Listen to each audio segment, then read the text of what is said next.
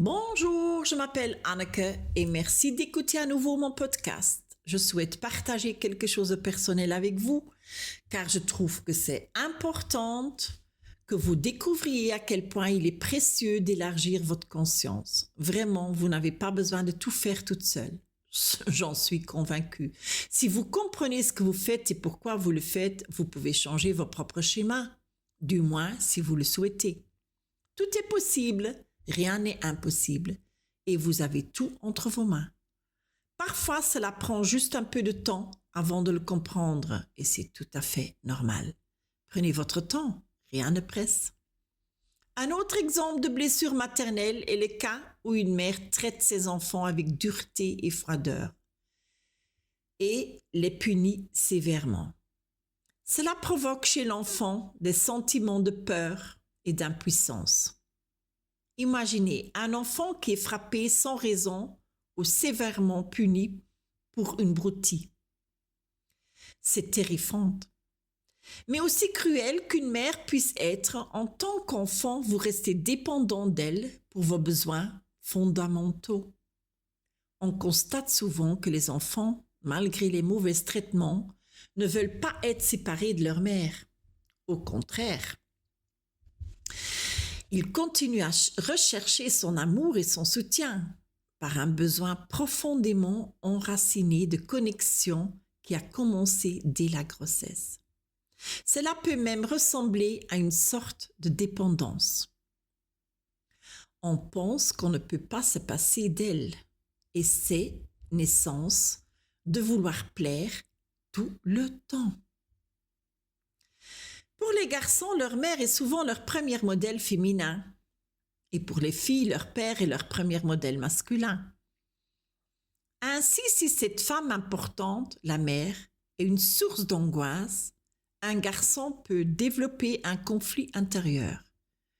Une haine profonde envers les femmes, mais en même temps un besoin énorme de leur proximité.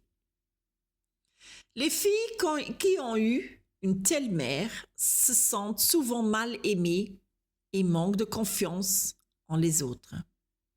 Elles n'apprennent pas à bien exprimer leurs émotions car la présence émotionnelle de leur mère leur a fait défaut.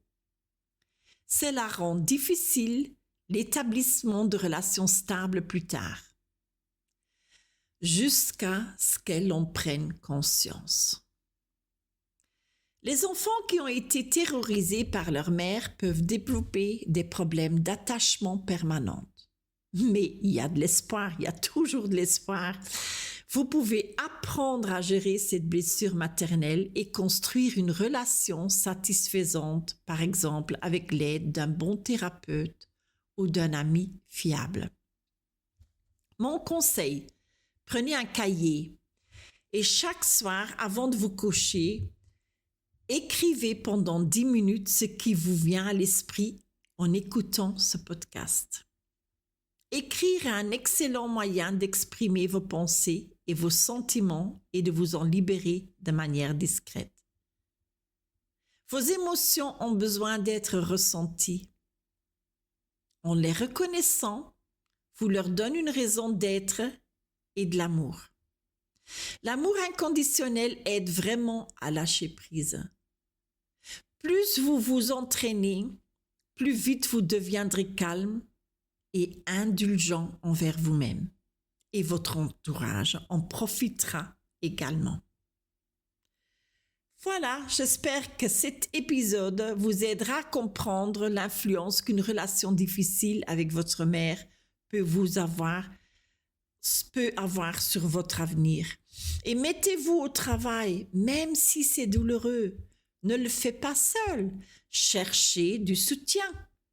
Après coup, vous vous sentirez soulagé. Je vous le promets, car je parle de l'expérience. Vous avez trouvé ce podcast utile? Aimez-le. Partagez-le avec votre famille, vos amis ou vos voisins. Plus il y aura d'auditeurs, plus la prise de conscience et le changement pourront se produire. Bonne chance et merci de votre écoute.